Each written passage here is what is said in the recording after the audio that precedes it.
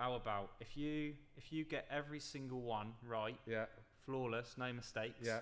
Winner and runner up. Yeah. Next episode. Yeah. I'll wear a Liverpool shirt. Littler won the first one. Humphries won the second one. Fuck. Okay, you got them all right.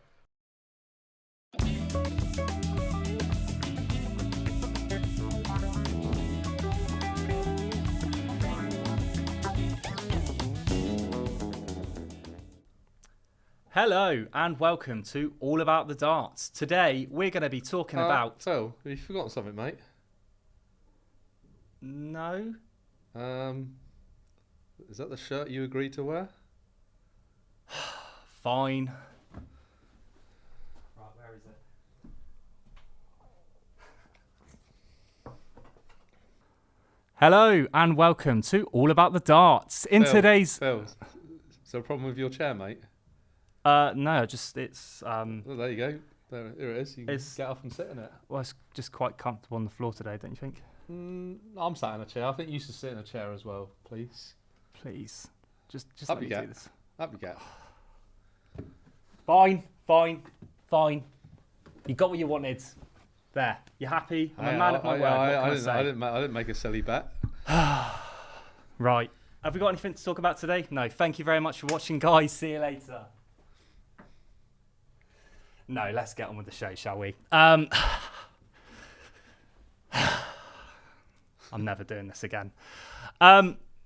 Quick question, guys. Are you watching us on YouTube right now? If you are and you're not subscribed, can I please ask one thing of you today? And that is, take 2 seconds just to hit that subscribe button for us. And if you want to go the extra mile, please share this episode with a friend as well, a darts loving friend, of course. The reason we're asking is because we love doing what we do and we want to be able to bring you more regular episodes, more top content and more high quality guests. And Liverpool shirts. No, absolutely not. Absolutely not. Moving on. Premier League finals night. Last week we saw the climax to the Darts Premier League 2026 and we had the finals night. And Simon, sum that finals night up in one word. The best. I did say one word. Best. Amazing. It's easy. A lot of people, when they watch something, whether it be darts, football, whatever, and they see something at the time, their immediate reaction is, "Oh, it's amazing! It's the best ever." And then when they sit down and think, "Actually, no, it wasn't the best ever." Now, if you take out Phil Taylor's 2-9 darters to win the Premier League, you know that was probably one of the best finals. But to get the 4 best players in the Premier League, which no one can argue with that, going first to 10, both matches going 10-9, and then the finalists, which I wouldn't say was predictable. It could have easily been a Clayton versus Price final, as much as it was a Humphries versus Littler final, because they were both 10-9s. It was a historic night, wasn't it? Yeah, it was Is it the first time in its history that all possible legs that could have been played were played? Was it 59? 59 legs, out of 59 legs were played. Like, every single match went down to the wire. Yeah. And, yeah, I mean, what a night of darts. All 4 players could have won it on the night. Obviously, you know, the 2 semi-finals that lost, they could have so easily gone through, and they could have easily won it. On another night, it's 10-9 the other way, and 11-10 to one of the guys that loses. It was a brilliant finals night, and I know not everyone's a big fan of the Premier League and its format, me included, because I can, as much as I love the darts and I watch every major TV title during the year, I can't say I watch all 16 weeks of the league stage, because my opinion, whether controversial or not, it's very repeat, same old.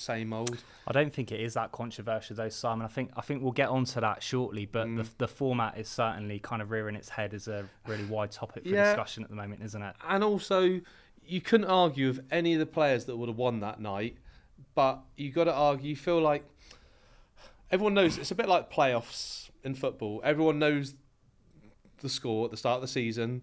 If you finish 6th, you finish 3rd, you got to play 6th.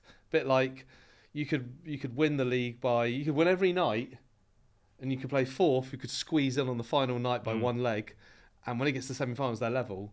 So whereas, Littler was he 17 points, something like that, again, clear of Price, and ended up winning on the final dart.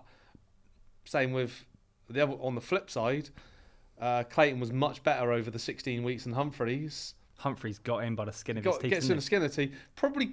It was probably the win over Van Gerwen on the third last week in the quarterfinals, which kind of changed everything, because you felt like that whoever wins that match goes on to finish fourth. Yeah. And because although he secured his spot with 2 weeks to go, I felt like winning that quarterfinal, and he secured his spot at the last minute, and you felt like he had momentum, and you feel a bit sorry for Clayton, who was the second best player in the league, but because he didn't have the same momentum as Humphries, that 10-point lead, whatever it was, didn't mean anything. What's your take? Because a lot of the pundits said that, didn't they, about how Humphries was the form man. He found form at the right time. So it happens in most sports.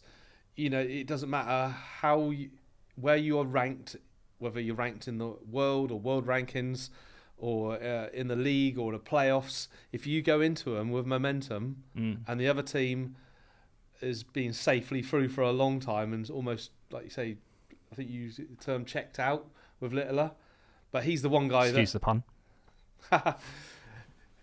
Most people, if they don't, those last few weeks, if they've already qualified, will almost check out. Well, that's the thing, isn't but it? Littler's He was the one clear. person that doesn't check, even though he probably did check out. He's the one guy that can flip it like that. It was all about finals night, wasn't it? It was all about getting to finals night and showing up when it really mattered. Yeah. Humphries, he definitely found form at the right time for me. He went on to prove that, although very easily could have gone the other way between him and Clayton. You know what I found about that match was obviously Humphries, I think, as they was going into the break, I think Clayton started to pull it back, didn't he, before the break? But I think the averages were like Humphries was averaging like 100, Clayton was averaging 89. It was really off the boil was Clayton. And then kind of as you get towards the tail end of the match, it almost switched the other way. You had Clayton averaging 100 and Humphries averaging 89. So I think that's what made that match just so fantastic in terms of just how it swung from one end to the other, and you just never really knew who was gonna come out on top. And they were two very different matches, because from my recollection, you had the Littler Price match was typically like the match in Milton Keynes, where they were very toe-to-toe, level. I found that. Price should have taken his chances. If I remember rightly, Littler was throwing first, which a lot of people say first to 10, why should throwing first matter? Well, it does matter, because if it's 9-all, it always matters. Yeah. I remember Taylor back in the day used to win the ball, then put his opponent in, because he used to say it put pressure on. But for me, I would always go first, because if it did go 9-all, and also you can break and go three legs up when you throw first, and 3 legs seems bigger than it is. Technically you could be 5-1 up. 4-1 up. You've only broken once. Yeah. But psychologically, you think you're 3 behind. So I felt like he threw first. Got to 4-all. I think Price had darts to go 5-4, didn't take it. And typically Littler, not only did he hold his throw, then he broke Price's going into the break. And then I think he won 3 in quick succession, 9-4, game over, 2 darts for the match. And then Price did what he did at the UK Open against less modest opposition than Littler. I think he came back from 9-4 down to win 10-9. Can't recall who it was against. But I know if you're on about, you're 9-4 down against anyone, to come back and win 10 is amazing, because the pressure you have knowing you've got to win every single leg. Now, and it was probably different in the UK Open, because Price still probably believed he could win because he was the better player. But when you're 9-4 down against Littler, you just keep chucking. You keep chucking and hope the other guy, because Littler doesn't miss 6 legs in a row. As much as Price did so well to bring it back to 9-all, and no disrespect to Price, like he's a brilliant player, but I never quite. When I looked at the Clayton Humphries, for instance, you just didn't know which way it was going to go. But even with Price coming back to 9-all, I just still didn't feel like he was. I always feel it was Littler's game. I thought Littler was going to find it in him. He was going to win. He was going to have the nerve, the bottle. I couldn't see Price winning that. No, it's kind of. I felt Price. It's a bit like. If we go back to the first episode and you said to me, who's the second best player in the world? Is it Van Veen because he got to the final? Is it Price? Is it Rock? I always say the second best player in the world shouldn't be the one on rankings or who gets to all the major finals. It should be the guy who's got the best chance of beating Littler in a final. And he's proved it on so many occasions. Apart from the Grand Prix, every time they've met in the final, you feel like Humphries, a couple of legs here and there, could have won the match. Probably should have beaten him in Milton Keynes, didn't. Probably should have beaten him here, didn't. Then there's been other times where when Littler plays other people, you always feel like Littler's always going to win. I'm not saying for a second that if Clayton hadn't gone to the final, he wouldn't have pushed him, but you always feel Humphries is the one guy on his day. If he plays his game A and Littler's slightly off his game A, Humphries wins. But yeah, here we are again. Is that 6 TV titles in a row now? I think so. Another ridiculous stat to add to the accolades for Littler, isn't it? So, it was a great final. Where does it rank for you up there with? I mean, we've seen some great Premier League finals over the year, but that was some final itself, wasn't it? Yeah, I go back to the Taylor one. To win 10-8 and two of the legs were 9 darters. James Wayne's famous comment like, "Well, you needed 9 darters to beat me," so that was a good final. There was most of the Van Gerwyn Cullen match sticks out in my head because I think Cullen had darts to win it. Cullen only qualified for the Premier League in the January by winning the Masters, and then he only qualified on the final night of the regular by beating the world champion at the time, Peter Wright. So he felt like he was doing it last, and then he ends up nearly winning it, and then the next year he doesn't get an invite. So you think, where does Joe Cullen's career go if he wins the Premier League that year? Naturally, he would have been invited the next year. Doesn't get invited back 2023, and Joe Cullen hasn't really done anything. Not to that stature. Not to that stature. He still won lots of good matches and still competed, but he's not been in the Premier League. He's not won major TV title. So I think sometimes it can be, you could have one really good tournament that could change your career. Yeah, for sure. So where that final then? Where do you think it? If you had to rank it? If I had to rank it, it's weird. I mean, I've got to say 2. 2? I've got to say 2 because, yeah. Wow. The sheer quality of that final. I mean, I think 3 legs in a row. Humphries ton plus finished, didn't he? Yeah. But again, it was one of those where I think deep down, I always felt Littler's going to pull through. Like Humphries, I remember he did go, a few legs up towards the start, and then Littler dug deep and came back, and then Humphries started to not even drop off. No, he went from like 116 average to like a 110 average, right? Is that dropping off, So, well, it's just not living up to your high standards, isn't it? But that's where Littler just remained consistent. He kept digging deep. He kept going. He kept putting Humphries under pressure. And it was, it was just, I don't know if you can use the term end-to-end in darts, but that's kind of what it felt like. Well, and obviously it then got to 10-all, and there was a few nervy moments across finals. I found that in the Littler Price match, actually. There was a lot of... especially when they started, there was a lot of kind of missed throws. I've never seen Littler kind of hit the number 5 so much. Human, isn't he? Well, exactly. He's human until he gets to the final leg, and then he becomes a machine. Yeah. That's just it, isn't it? But like that final leg of the final, and like Littler, 1 dart left, and he had to hit tops. Hit tops because he messed up on his first dart. He did, yeah. And if he'd not hit that, Humphries could have checked out and won the match. And the bottle and nerve in that moment, to just be able to just deliver. And do you know what I love about Littler in that final? A lot of people love Littler for different reasons, because he wins all the time or because he does this. But what I loved about, he knew some people, they struggle on their first dart, and you see him just throw the darts away. I think there was one time in that final leg, then first dart went in the place he didn't want it to go, second plate, and sometimes mentally people just go, third dart. He didn't. He made sure that third, because he knows it's important that difference between 20 and 60 when you're down to doubles is massive. And I think he only scored like 60 something, but he went like that. And that showed that, do you know what? Okay, I messed up on my first 2 darts, but he knew for someone so young, I know he's won loads and he doesn't come across as a knight, but the mentality to know that you phone 2 average darts, but that 3rd dart's key, and still fist pump. He didn't fist pump because he scored 180. He fist pump because he knew that he's still got a chance of winning it. And yeah, that impresses me more than just going 180, 180, 180, 180, because that's very.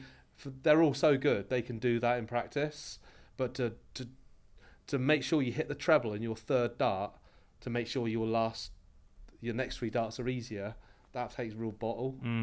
Yeah, no, that's a fair shout there, Si, to be fair. Before we move on, I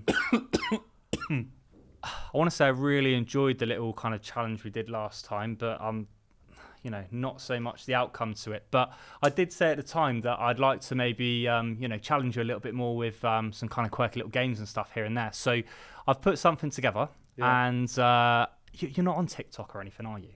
Don't do social media. No. It's for the young kids. Yeah, well, it's not really the place for a 70-year-old on TikTok, to be honest. But so there's this trend that goes around. It's like a blind ranking challenge, right? So I'm not that old. I have seen it. Okay, so you're familiar with the concept of blind ranking games, right? Yeah, I'm trying to think an example where I think someone says like, yeah, go on, do it because it might be different to the one I've done. So what I've done is I've put together 8 random iconic darts Premier League moments from over the years. I've picked 8 because to fit with this year's format of 8 players. So I'm going to read them out one by one, and as soon as I've read it, you've got to rank it from 1 to 8 in order of how iconic you think it was. So obviously you're not going to know the next one that I read. But it could be that you rank one in it first, and then the next one comes out, and you're like, oh, I wish I'd ranked that in it first. So that's the kind of I'll tell you where I've seen behind this. I think I saw Shearer, Lineker, and Richards do it on players or moments in the league, and they kind of they kept leaving out great moments like 2 or 3 because they were almost waiting for a better moment to come up. Yeah, and it never came up.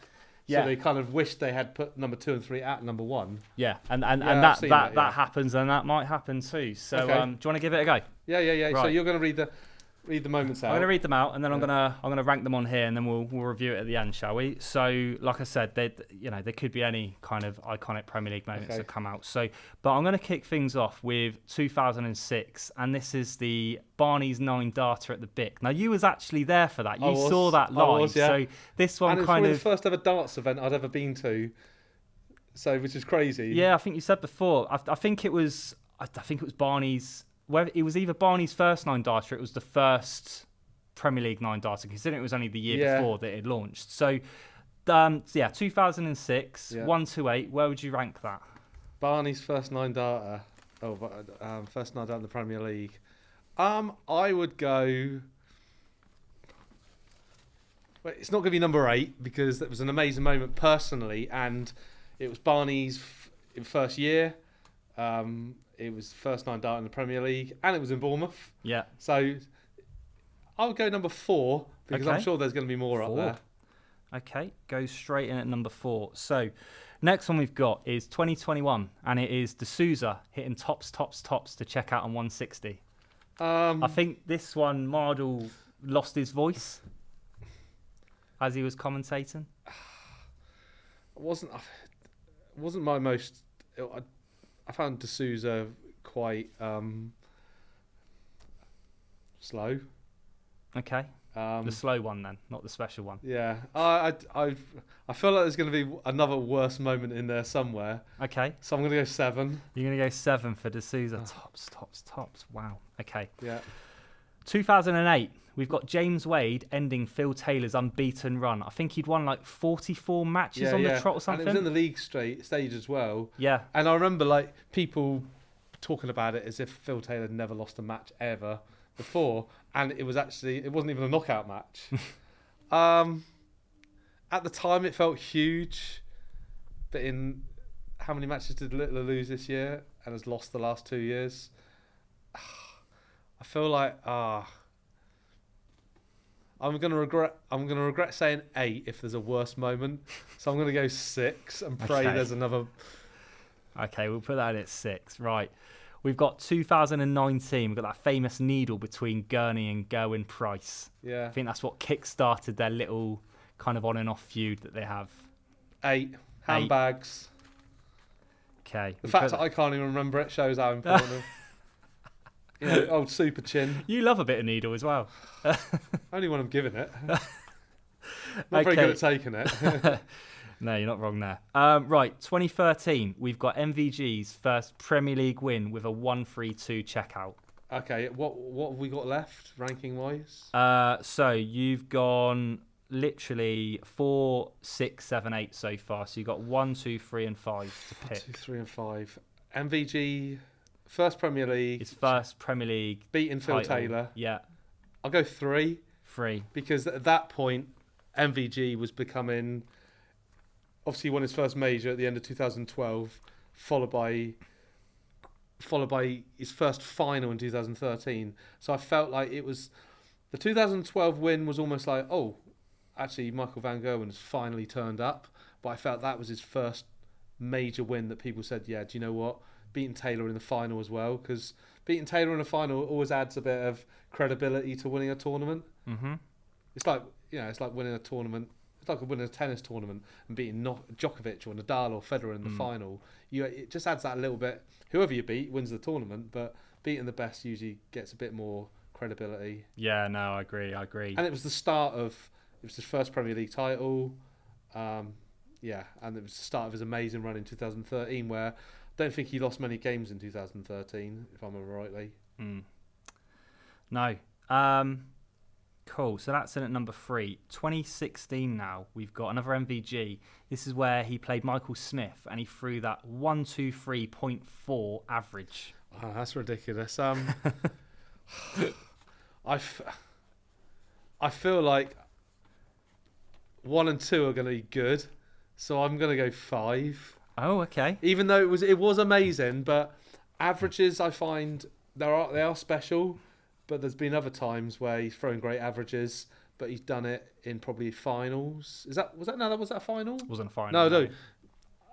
I feel like hitting 1, 2, 3 in the group games is like Ronaldo scoring a hat trick for Real Madrid against Murcia in the Copa del Rey first round. Do you know what I mean? It's like, or 5 goals. Yeah. Okay. So we've got 2 left then, and it is as great as it was. I've seen Michael van Gerwen do better things, if that makes sense. better than a 1-2-3 average. Yeah, because that one night, and I've seen him do it I've seen him. It was great. It's hard to explain because I watched him quite a lot. That out of all the things he's done, that wasn't the best thing I've ever seen him do.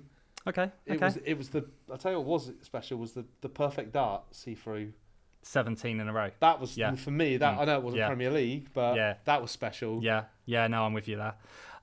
Okay, we've got 2 left, and it's 1 and 2 that you've got left to choose. So oh God, you want to know these are good ones. Isn't it? Cool. So the next one is 2017 Peter Wright first round win. No, I'm joking. It was, Did win his first UK Open in 2013. It was 2010. The 2-9 darters by Number 1. Phil Taylor. I thought you was It's going got to to go go that. in number 1 because Phil Taylor was always my favourite player. He got me into darts.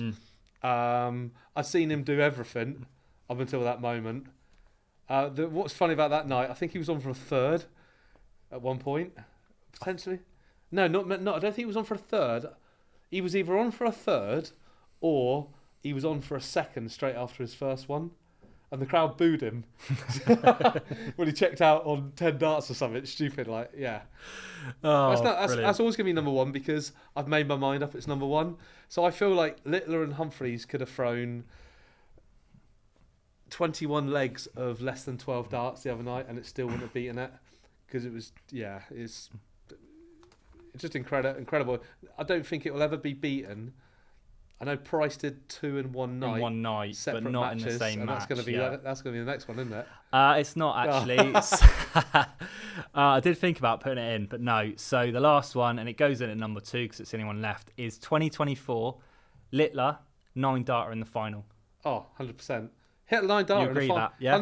100%. You hit a 9-darter in a final. It was like Lewis hitting a 9-darter in the 2011 final against Gary Anderson in the World Championship. I think it's like I said about Ronaldo. If he scores 5 goals against a Division 2 team in the first round, is it great because he scored 5 goals? If he scores an overhead kick against Real Madrid in the final, it's always going to get remembered, isn't it? Well, if he's playing for Real Madrid, as you said earlier, it'd be an own goal, wouldn't it? So it wouldn't be that good. Okay, cool. So let's read them out again. So number 1, you've gone for Taylor, 2 9-darters in the final. Yeah. That was in 2010.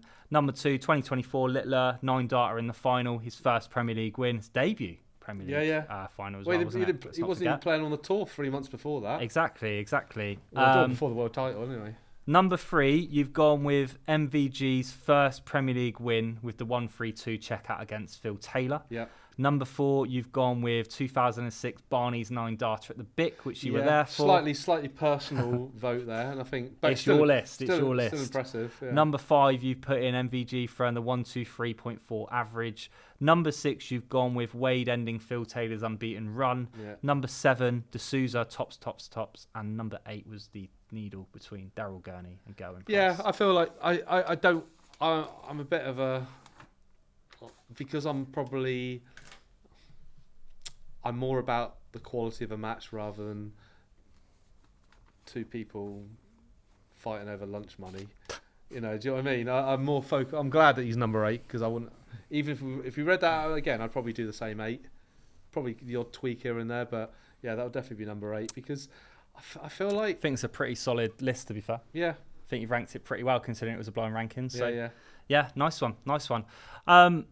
So we've got a few more bits to talk about Premier League wise. I think we should cover off the end of the final. And Littler was getting interviewed and he got quite emotional, didn't he? I feel like I don't want to sit here and be ignorant, but with me, it's like I didn't know about all of this much really because I'm not on social media and you tell me about it.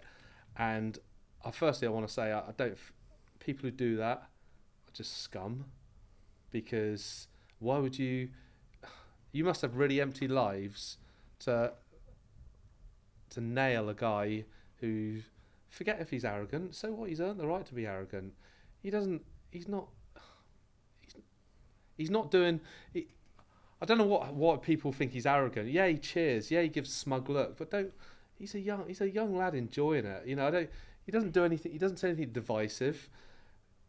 Or go online and say it's. I just don't know. I just don't understand why people give him so much grief. So I feel sorry for him that he's had to put up with all that stuff. And maybe I've never had to go through all that, so I don't know how emotionally draining it would be. I've told you how I'd deal with it. I'd ignore it all. I'd just go out there and play my darts. It's easy to say that when you're not in that situation, but I just think maybe it did get on top of him. And he's probably made the odd comment that whether it's to a colleague to an opponent, to someone in the crowd, but in the bigger scheme of things, and you see what's going on in the world and what people are saying that's divisive and it's derogatory towards a lot of people of the human race. What he's done is nothing, so he doesn't deserve it. Well, it's driven by a couple of on-stage incidents, really, right? And so what though? It wouldn't be the first, it wouldn't be the last, would it? He's made a few comments about I pay your money and so what? Did Phil Taylor get this level of abuse when he was at the top of his game? I think Phil Taylor, as great as he was, and I'm his biggest fan. Well, I'm sure there's other big fans out there, but I'm his biggest fan, and I love watching him. I love watching him play darts. I love watching him dominate his opponents. But I don't like how he looked for a fight sometimes in his interviews. But he probably knows that. But that was part of his character, and I think he was probably more divisive. Whether there was stuff going on behind the scenes that people were giving him needle and made him divisive. So I've seen it all before. I've seen, Bristow. Bristow used to wind people up behind. He used to sing and tap, and so on stage things. I think that a lot of people are making a big deal of it now because there's a lot of new darts fans, so they can't compare it to anything else. So they think it's major. Because I've seen it all, it's not major. It's no worse than social media wasn't around 20 odd years ago. So if it was, people would have made a big deal of Bristow and Taylor's comments and Van Gerwen sometimes winding people up. But I try not to. I mean, what we're focusing on here, the actual abuse or how Littler handled it. It's the abuse that's led to his reaction. He was, he's obviously quite visibly, very distressed by it, and he's spoken about how, he got back after the Brighton night. He, had a really poor average. It seems like he's put it down to the fact that it's just getting to him. The crowd abuse and the pressure and the online comments, and to the point that he sat there with his partner and he was ready to kind of give it all up. I don't think he ever would. Obviously, I don't know Littler's mind. I would never suggest. Because I'm just trying to think how I'd react to it. He strikes me as the kind of guy who would never quit and would never do anything that would give the fans satisfaction. I think it's easy to say that in the moment because, I'm not sitting there saying he wouldn't think that. He might have thought that, but it's easy to think that in the moment because you're down, you're not probably playing it as well. But he's Luke Littler. When he speaks to the right people and if he's given the right advice and when he sits down and think, I'm not going to give those people, that's what people want. People want him to pull out the tournament. Then they've won, haven't they? Yeah, and we're not talking about like a proper seasoned pro that's like kind of mid-30s, 40s, that's been around the game for some time and they've, no disrespect to it, they've got more of a thick skin about them. They know how to kind of, handle the pressure and the reactions and things like that. We're talking about a 19-year-old lad who's been in the spotlight since he was 16 years old. Yeah. Everyone talks about the Luke Littler effect. The trouble is, we live in a world where people get bored easily. I don't. I'd quite happy to see Luke Littler. I don't say I'd get bored because I appreciate greatness. Obviously, I'd like to, you'd like to see like Humphries win and Van Gerwen to win and Van Veen. You don't want to see someone winning every single tournament. Otherwise, people will, the sofa fans will walk away from it because they don't want to. Whereas me and you will still watch darts, whoever wins. Yeah. But people get bored easily. So all of a sudden he's winning all the time. They don't like it. Whereas 2 years ago, people were getting into darts. So it doesn't make sense. The same people were getting into darts because of Littler are now saying it's boring and want to walk away from darts. Yeah. Look, here's my take on it, right? So do I think he was right in the aftermath of the Rob Cross match at the World Championship in December? No, right? Do I think that he handled... the moment, isn't it? Yeah. Do I think he handled the incident well with Van Veen in Manchester? No, but do I think that warrants the abuse and the constant berating of him that he's been getting? Absolutely not. Did you watch, right? Did you watch... I know you probably weren't into darts as much as I was back then. Did you ever see the Grand Slam final between Anderson and Price? I think it was 2017. I know what you're talking about. And Price was out of order. And he was proper in his face. And Anderson's not that... I know Anderson can be a bit of a wind-up merchant, but he was proper in his face. Has Littler done any of that magnitude? And this is what I'm trying to say. Like, there's been friction on dart stages for years. Like, Gary Anderson, I feel, has near constantly called out the gamesmanship on the floor between players and stuff. But because Littler's been under the microscope since he was 16, and because he's up there and as the top player in the world, and he's successful, exactly, that is just fueling that, because he's so far in the spotlight, that's what's kind of driving that narrative, that agenda towards him. And you kind of touched upon it there, Simon. Like, for me, the irony is that half of the fans that are giving him the abuse at the moment had zero interest in darts before Littler turned up. So, I think this is the moment to kind of reflect on that and actually realise that what Littler's done for the game, this cultural boom that we're seeing in darts right now, is largely down to this man. Okay, so so what if he gives it back here and there? He's done it on a few occasions, right? But let's respect the fact that he's bloody good at what he does. The standard of what he's doing is absolutely incredible. That Luke Littler effect you're talking about, he has Yeah. darts or helped to make darts what it is today. And I think these fans that are here and they're driving this kind of abuse, whether that's in the crowds at the events, whether that's online. People will always find something to moan about. It's just life, isn't it? People always. I feel like in the biggest We're British, aren't we? But that's not an excuse. The biggest. I mean, I've seen. I mean, Manly Lewis years ago. Peter Manley was the biggest wind-up merchant ever, and he was putting. I think Lewis was only very young at the time, early 20s. Obviously, Taylor was his mentor, so Taylor, his way of getting Manley back for the way he treated Lewis was beating him 7-0 in the final. Lewis, he didn't need to say anything. That made Taylor angry, so Taylor went out and beat him 7-0 and humiliated him. So I just feel that is sometimes the best way. If I had a tenth of Littler's talent, well, I've made these statements before, haven't I? No, if I had the tenth of his talent and I was Luke Littler, anyone who gave me grief, I'd go out and smash that board up, and win 10-0 and 5-0 or whatever the first two. Just that's my way of talking. But again, I'm much older. Obviously, I haven't achieved anything where he has. But I'd like to think I've got age on my side, and I think that's how I would deal with things. And it's easy for people to sit there and say that and just say, look, you're earning all this money, you're bloody good at what you do, so just get on with it and just throw the darts. But the fact is that he's still human, right? He's still got those feelings. He hides it well. He's still like a robot some nights. Well, yeah, but the fact he's still been pushed to a point that he's actually considered his darts career, I think, is absolutely ludicrous. And I think he's just at this point where we just need to sit back and just respect the level of darts we're seeing right now. I'm totally on his side, and I'd never, I think I've made it clear that I'm on his side because one, I love his talent. Two, I think what people have done is unacceptable. I do think sometimes men I might be wrong, and he's probably, if he is watching this, he's probably thinking, what does he know? But I think that sometimes they're sound bites, aren't they? Like to get a reaction. I don't think he would ever hang his darts up.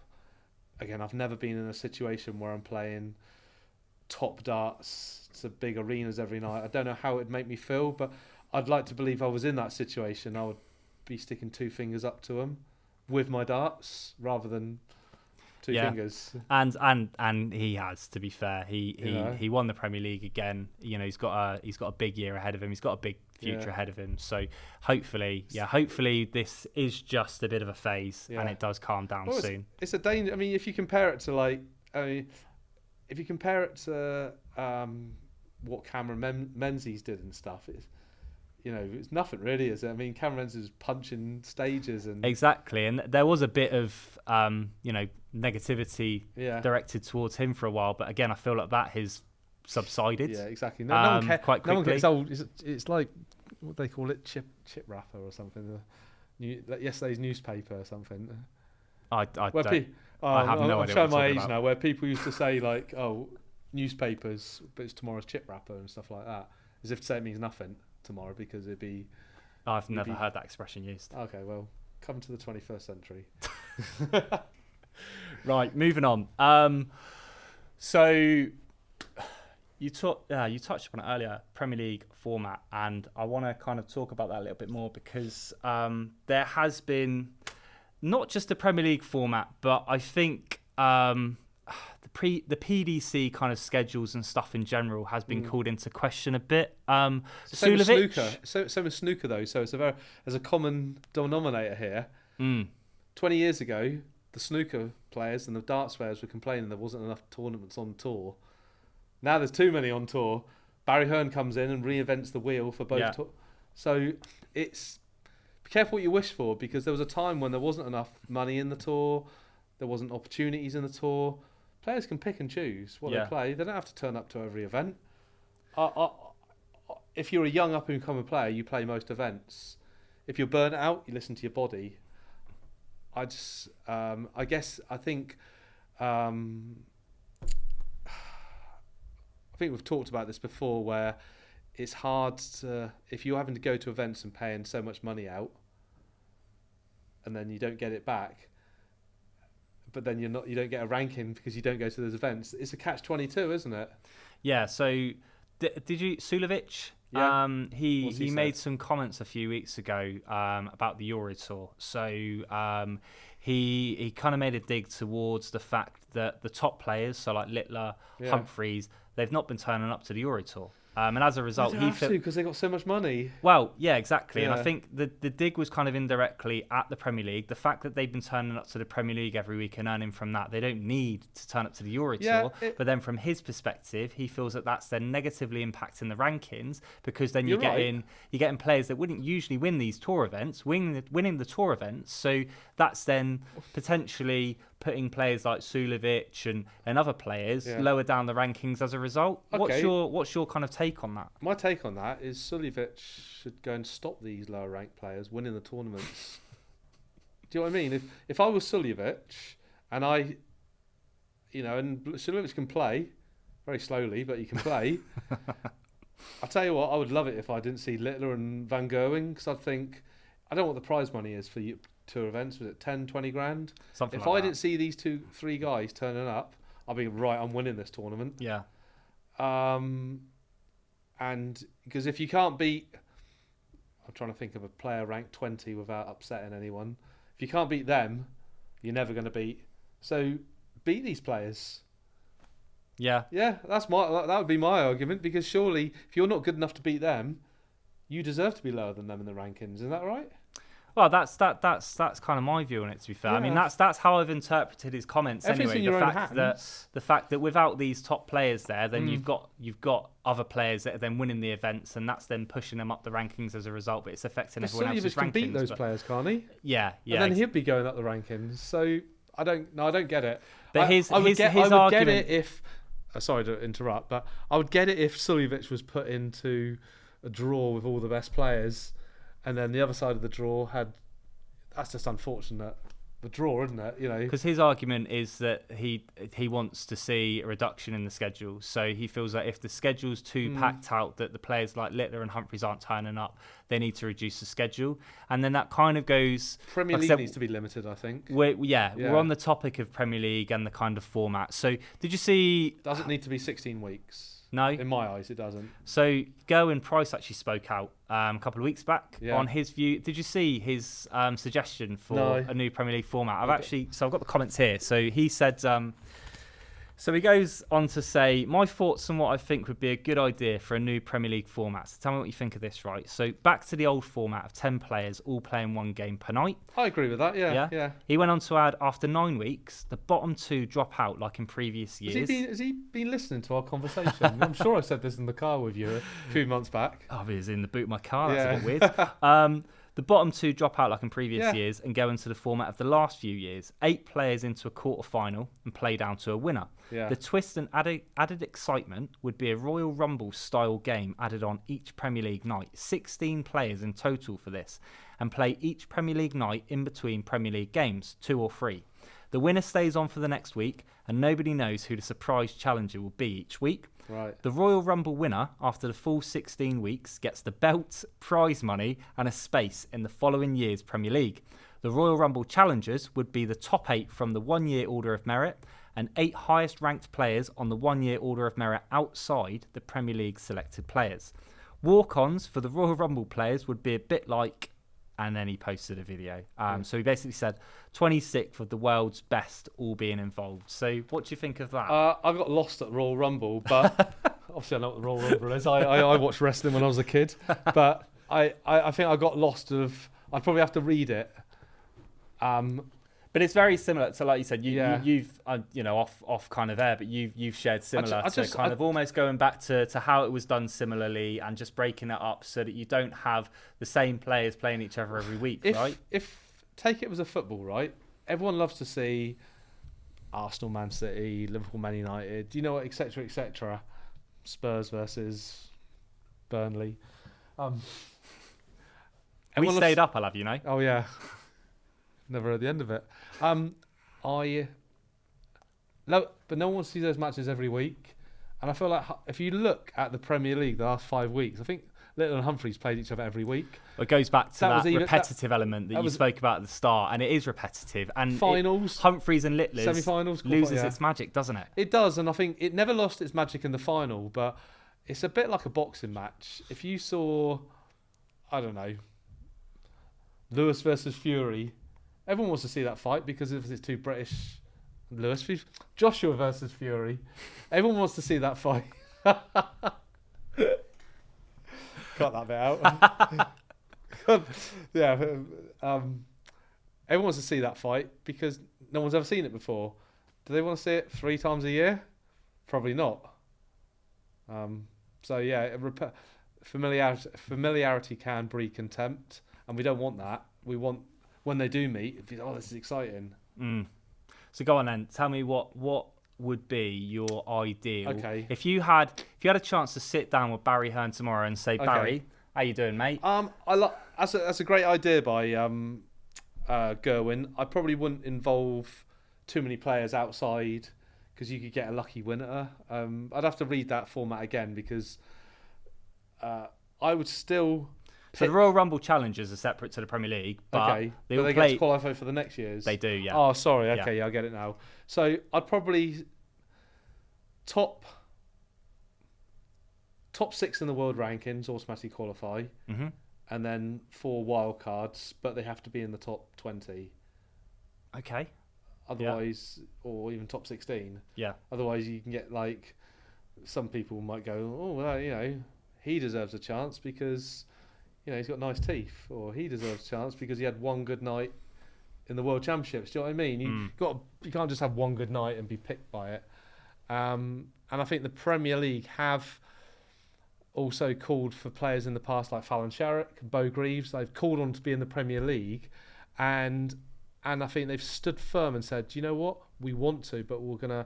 You go out and win a major TV title, then we'll invite you. Yeah. Not just because you're the best female player, or you beat a man, or you've had a great 2 weeks. I feel Premier League positions need to be earned. I feel this year there was a couple of questionable decisions, but all in all, they still keep it in the top echelons of players that have won tournaments over the last 2 years. Yeah, very true. So I'd say top 6 in the rankings. So you still have to concentrate on your rankings to a certain degree. Then maybe the next 3 or 4, depending on how many ranking players you want to pick. So let's say it's top 6 plus 4 wildcards. You've got 10 players. And then the first 9 weeks, like say, they play each other once. And then after the 9 weeks, they maybe split it into down to the tops 5. Split it in half. Okay. And then those 5 have another 4 weeks of playing each other. Yeah. And then the top 2 go in the final. But then they want a finals night.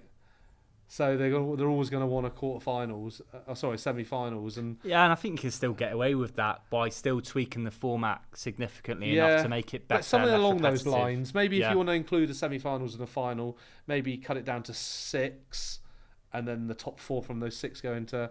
But then do you reset it after? Do you reset it back to 0, or do you carry the points over? Because you could argue then all that 9 weeks of work, if they cut it down to 0, then all that first 9 weeks means nothing. So I think they carry their points over. Yeah.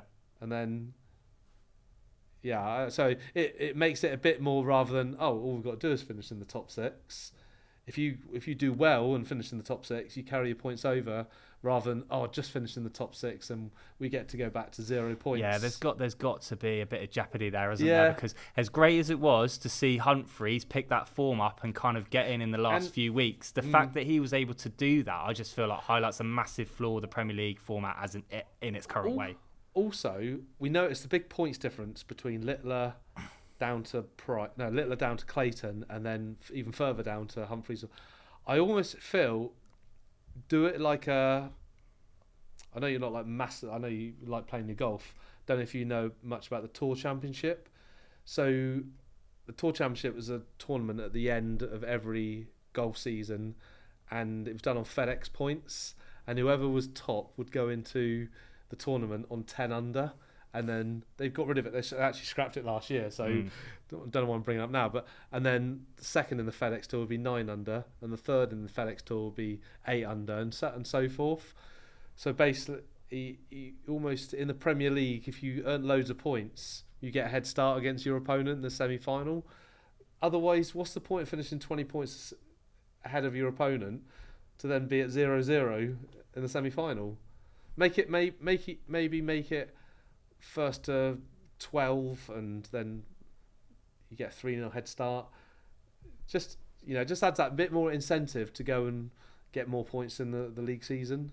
Because we know I'm sure Humphries didn't purposely get in at the last, but he knew all along, I'd have to play well this week, But then when it came down to the crunch and he had to play well, he did. Yeah. So subconsciously, he knew that he didn't have to win every night. I think he won one night, didn't he?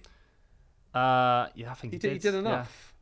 Yeah. So it has to be changed where he just got some more finals. You can't get away with just doing enough. I feel if it's going to be a Premier League, and Arsenal are Premier League champions because they've earned it over 38 games, I feel that you need to earn it over 17 weeks. Yeah. Whereas I don't think, as good as Humphries and Price were, I don't think they earned the right to be on the same stature as Littler to go into the semi-finals at 0-0. Do you think part of it was down to the fact that Clayton and Littler were just so good, though, that they was able to?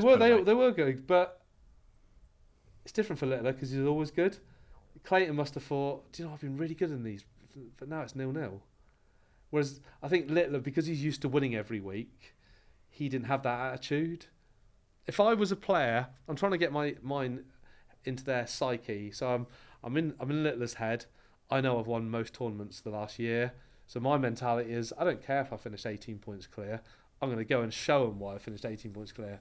Where if I was in Clayton's head, I'd be thinking, I've played so well this tournament.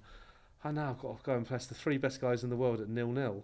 I don't feel I have an advantage in my last 16 weeks.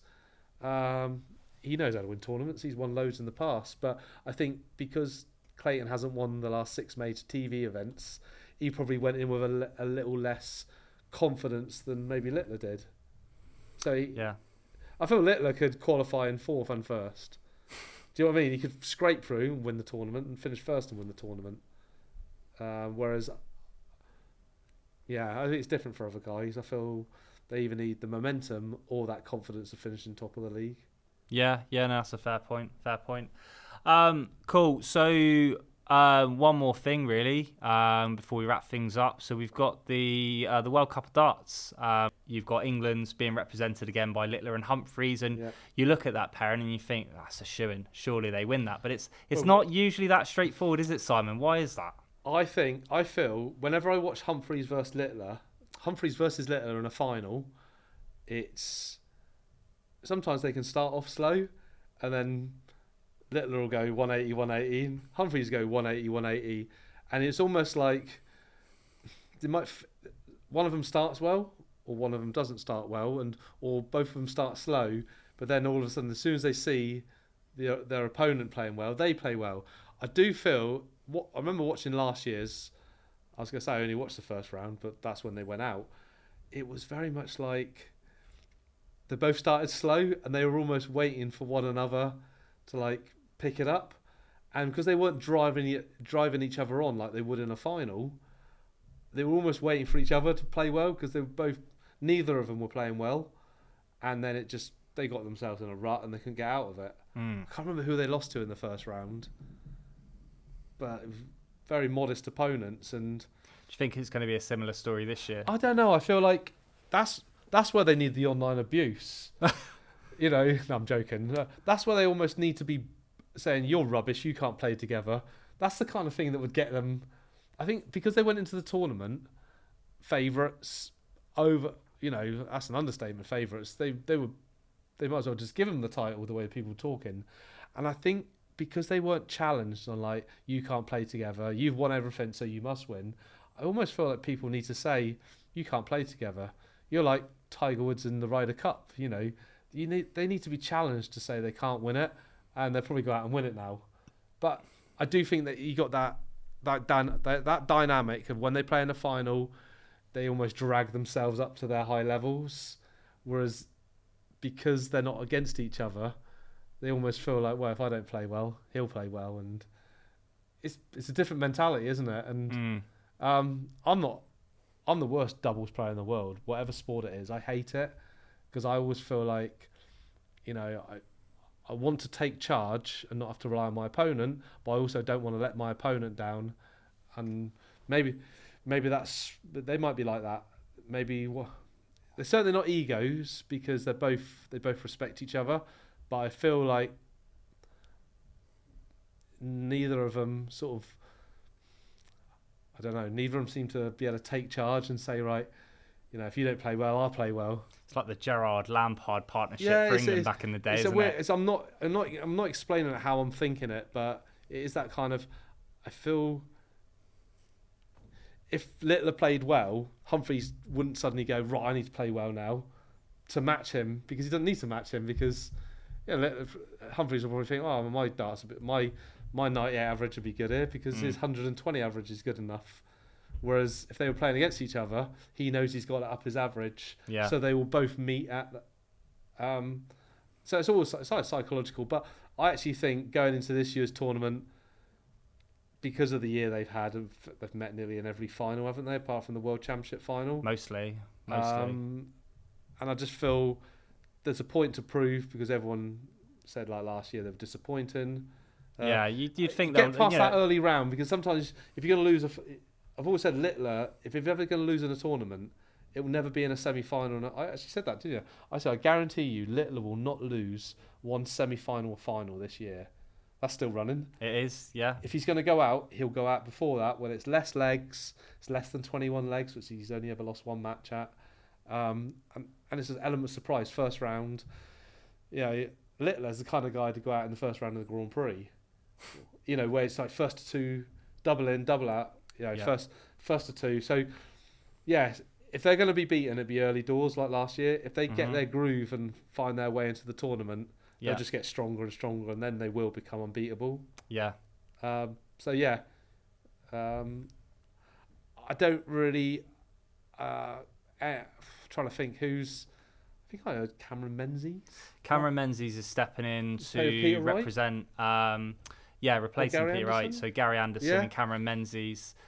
You've got Price is not representing Wales. No, okay, so there you go. So Price is then that's usually a good double act, isn't it? Exactly, yeah. So they've on paper they've got you'd think an even stronger chance this year of doing it. There's a lot of shocks in that though, and you almost feel like, was it Daryl Gurney and Josh Rock? I can honestly, I didn't watch a lot of it last year. But I remember watching the bits they were playing, and they were playing better than their opponents. And that's all you got to do, isn't it? You don't have to average 110 every match. You just got to beat your opponent. Yeah, exactly. Beat what's in front of you. But there's a lot of characters in there who you see every now and again at the World Championships, and they're playing for their country, so that it means something to them, and they raise their level. I think obviously the Dutch have always got a good contingent. Yeah. In the old days, it used to be Barney and Van Gerwen, and I don't know, it was Van Gerwen and Van Veen now, I guess. Van Gerwen, Van Veen. Because last year Van Gerwen wasn't in it, was he? I believe he had a few health issues, and he wanted to take a break from the game. So you can never write those two out.